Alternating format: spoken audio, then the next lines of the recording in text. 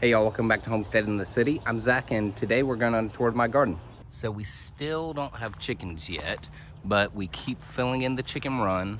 We're pulling these branches over, making it a good protected place for the chickens when we do finally get them. So not too much has changed here, but still looking good with that chicken tunnel. And so our chicken tunnel is right on the back side of the property. That's our fence line there. And then just off of that, we have our food forest area.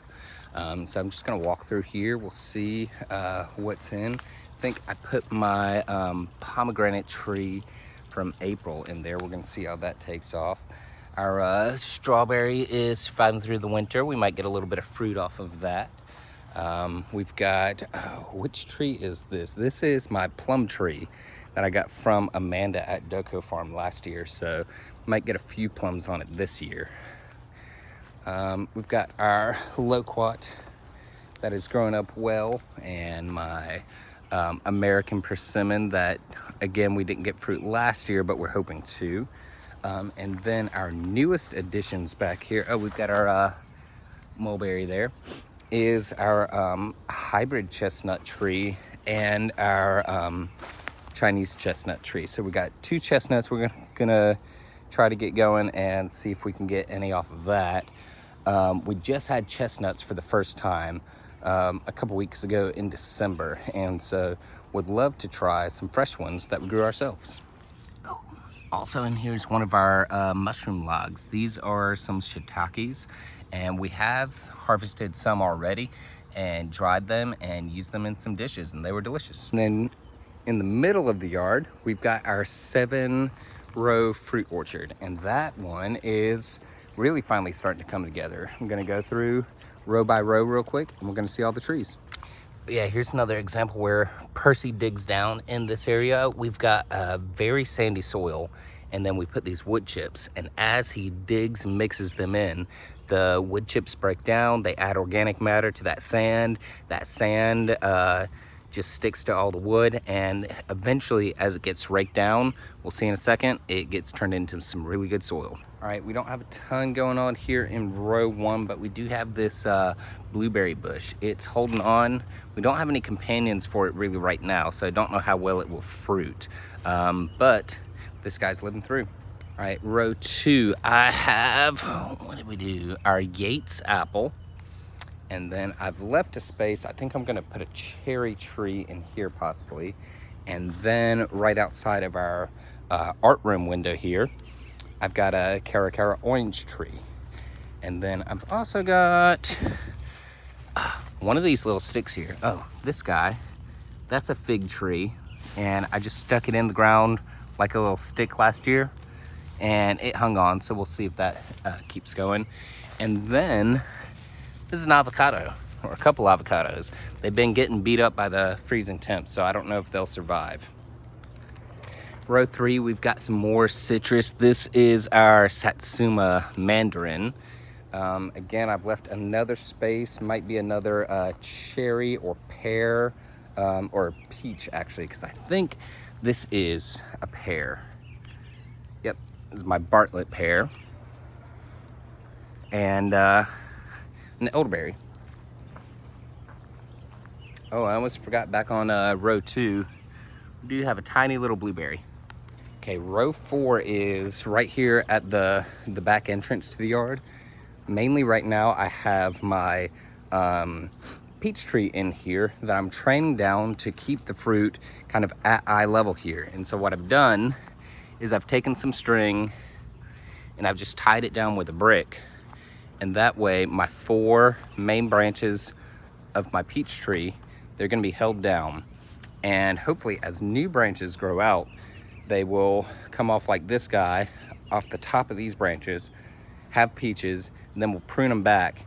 And then these big main branches are just gonna get thicker and start putting off even more fruit. So that's a multi-year project. We might do other trees like that. Boop. All right, and in row 5, I've added in an Asian persimmon tree, and then as well as the bananas that we've got that are laying dormant right now. Looks like it, oh, maybe called a hickory branch.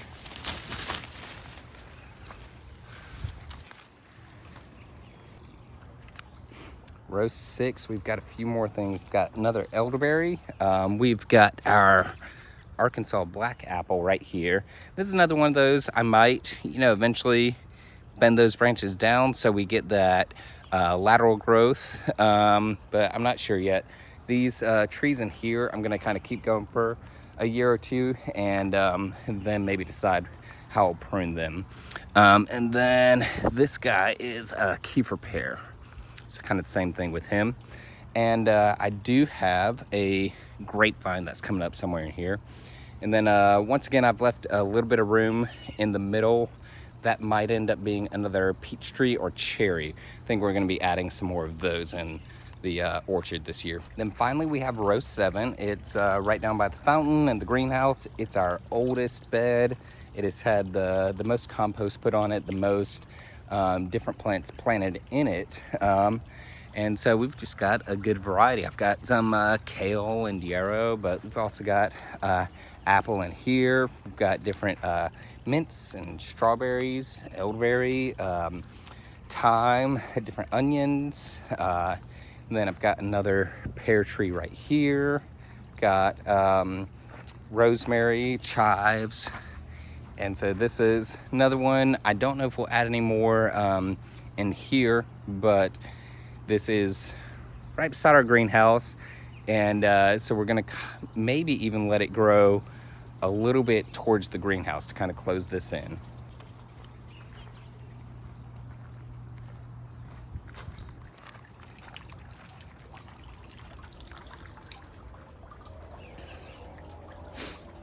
All right, so speaking of the greenhouse where Percy's finding a little snack, this has been one of my favorite additions to the garden. I love having my chair here. I can come in, take a break, read some of my books. It's a great place if it's raining to just relax. When it's really cold, it heats up in here. Right now, I've got a few earth boxes that are growing some greens, got some trees that are overwintering here, and this is just one of my favorite investments that we've made, for sure. And then right outside the door of the greenhouse, we have our fountain pond. You've seen this in a lot of videos. One of the things I've been most surprised this month is this elderberry. We've gone through some pretty decent freezes in the teens and 20s, and this has held on to its leaves. So I'm wondering if that's just from being near the water, a lot of thermal capacity in there, keeping it a little bit warmer of a microclimate, or if it's just a colder, hardy variety of elderberry. I don't know. Let's see. You can see some of the fish in there. And finally made some decisions on the side yard. I'm gonna try to espalier this Meyer lemon tree up the side of the house. And then we've got some evergreens in here that we're gonna let bush out. And then of course, our muscadine that we're gonna trellis down the fence. And then we might put in a few more fig trees in between these evergreen trees, just to kind of create a privacy tunnel that also has some food and some flowers for the native pollinators. And now we've got the front yard. It's kind of big and varied, but I've essentially got it down to 4 different planting areas and a work area. We'll see in just a second. All right, so first our work area. I've made this mulch delivery driveway on the opposite side of our yard from the regular driveway. That way we can always be getting wood chips delivered that are used all over the place in our yard. We use them for paths, we use them for breaking down into compost, and it's just really useful to always have some wood chips, keep pitchforks on hand, use our buckets and our wheelbarrows. Very useful, and also makes for a good workout in the middle of gardening. One garden space, of course, is our pallet raised beds back towards the house. They are lying dormant right now. Nothing in them, and so they are just working on building some good soil. And we've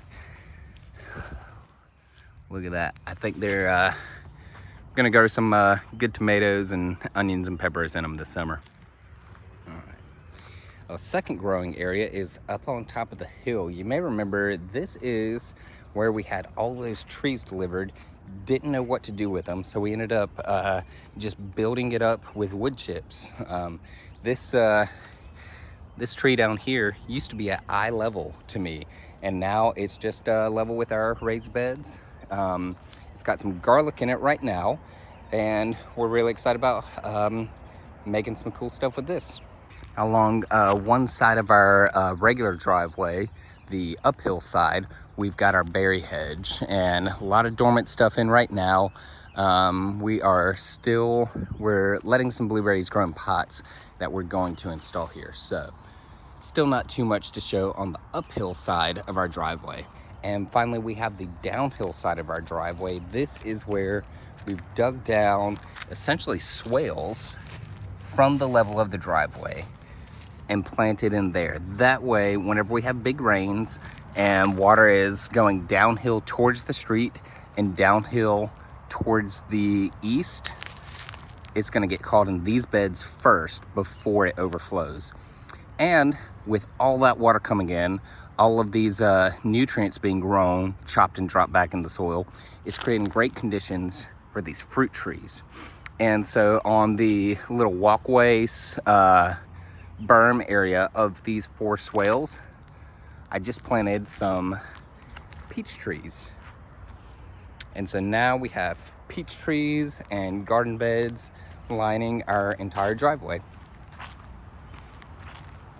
Pretty much everything that you see around here that's not planted for humans eating is planted with the native ecosystem in mind, and we recently got certified as a wildlife habitat.